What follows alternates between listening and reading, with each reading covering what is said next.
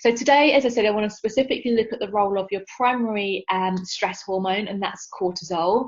So most of you probably know that cortisol does help you respond to stress, but it also has other functions in the body as well. So it helps you regulate your blood pressure, it regulates your metabolism, it converts your food into energy, it helps reduce inflammation in the body, which is really important if you're dealing with pain. It helps to control your blood sugar levels as well by regulating insulin as well. So let's look at what might be causing high cortisol. And there's a number of factors, okay? And the first one is stress. So you may have chronic stress. You know, you might find this time in Corona very, very stressful. You may be suffering from a bereavement, or, you know, be going through a divorce, or having, you know, difficult family situations at home. All of those things are really stressful.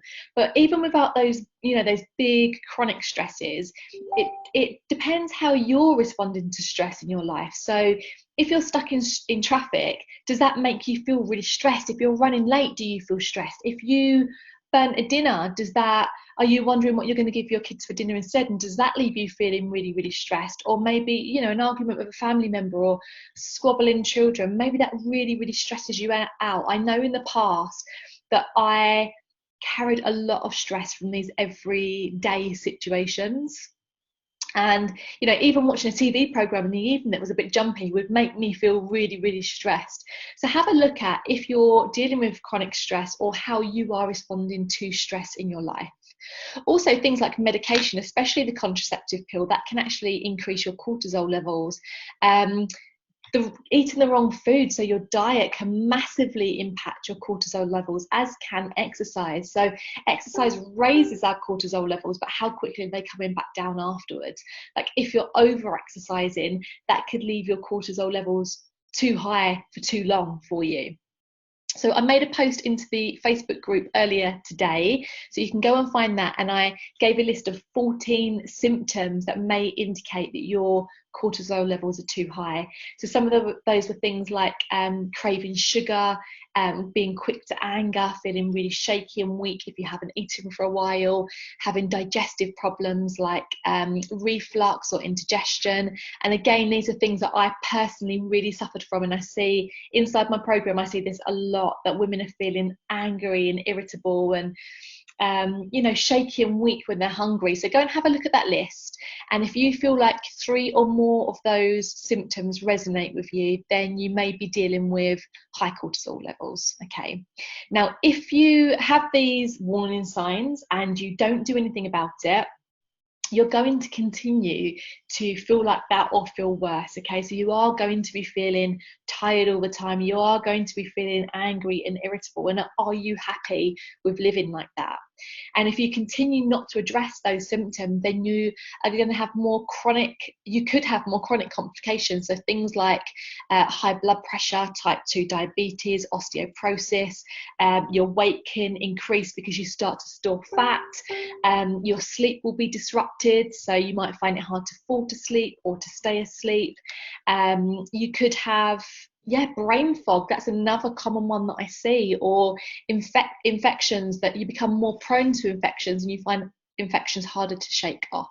Okay, so I want to encourage you not to ignore the warning signs and to take the steps to overcome your high cortisol levels. So I'm going to give you 3 simple steps today. Okay, so the first one, this is the one that I'm all about, is to eat a more whole foods diet. So we're talking about things here like fruits and vegetables, whole grains, nuts, seeds, oily fish, all the things that you know that you should be doing anyway, and probably could be doing better. And that's for most of us, so there's no reason to feel guilty around that or feel like you're not doing your best, but just to take the steps to improve upon that. Also, there's lots of supplements that can help, so things like omega-3s, B vitamins, magnesium. All these supplements we actually look at inside of the program, and we look at you know, the symptoms of why you may be low, and what kind of supplements you need to take, the dosages that you need to take to actually bring these deficiencies back into balance again.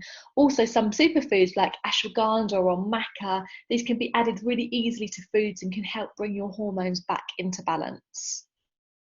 I also like to look at exercise, and I think that although a lot of us are not exercising enough, often when we do exercise, we then push ourselves too much as well. So it's about having balance with exercise, and this is why I like teaching yoga. I recommend things like Tai Chi, Pilates, all of these types of exercise that keep your body moving, but actually keep you out of stress and keep you in the parasympathetic nervous system, so that rest and digest mode.